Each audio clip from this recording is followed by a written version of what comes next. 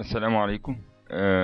الفيديو ده خاص بتكنولوجيا الغاز الطبيعي. احنا كنا اتكلمنا من فترة ونشرنا فيديو عن الناتشورال جاس او جنريتورز الغاز الطبيعي، ناتشورال جاس جنريتورز. وكان الفيديو ده الناس كتيرة يعني حست بأهميته بالنسبة لمصر. آه، طبعا أهمية الغاز الطبيعي بالنسبة لمصر كبيرة جدا، لأنه ما بيحتاجش دعم. بيحتاج دعم طبعا، الدولة بتدي دعم غير مباشر للغاز الطبيعي، لكنه أنسب لمصر طبعا من الدعم المباشر، لأن احنا بنشتري على سبيل المثال البترول الإضافي الزايد عن احتياجاتنا. فده يعني الغاز الطبيعي يمكن أرخص حاجة بالنسبة لنا إن احنا نستخدمها. تمام.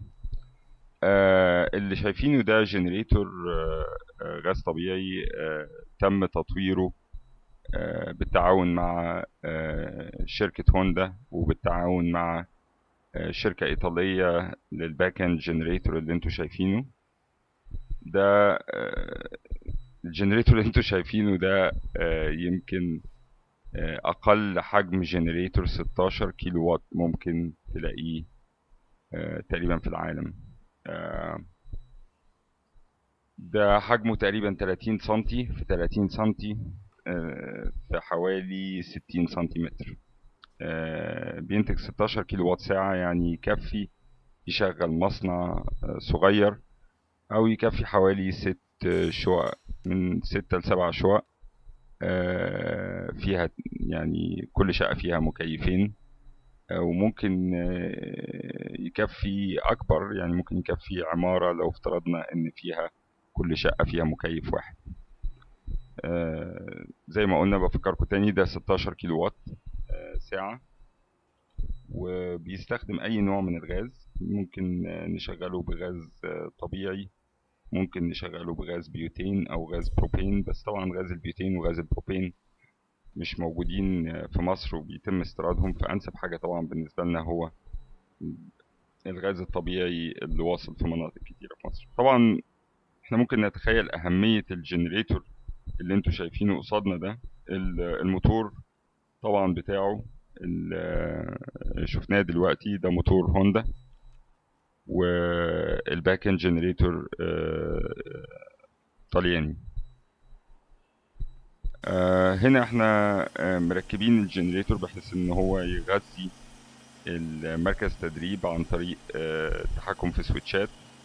فانا هنا منزل السويتش الرئيسي اللي جاي لي من الشبكه العموميه زي ما انتم شايفين اوف، وبغذي المركز التدريب كله من الجنريتور، من فازة واحدة في الجنريتور، لأن الجنريتور ده 3 فاز. وادي السويتش بتاع الجنريتور اللي هو لما بعمله اون بيغذي مركز التدريب كله بكل تكييفاته، بكل إضاءته، بكل شيء.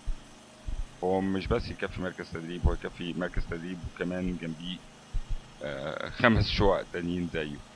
طبعا احنا مدركين أهمية جنريتور ده زي ده ايه، ان آه، يعني انا مش محتاج حاليا ان انا لو اسانسير كهرباء اتقطعت، الناس مزنوقه في الاسانسير في الدور العاشر او في الدور الخمستاشر او whatever، سهل جدا ان نعمل باور اب للخدمات الرئيسيه في العماره،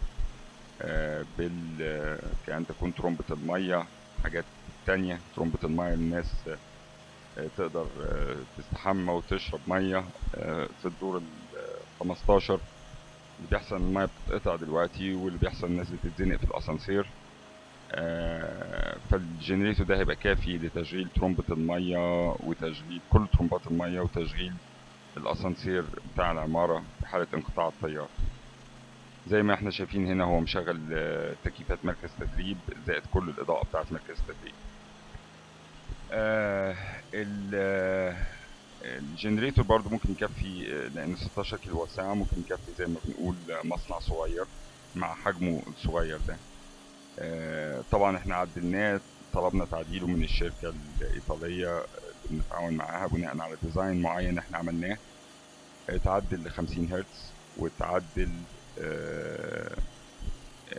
ل3 فاز 220 فولت.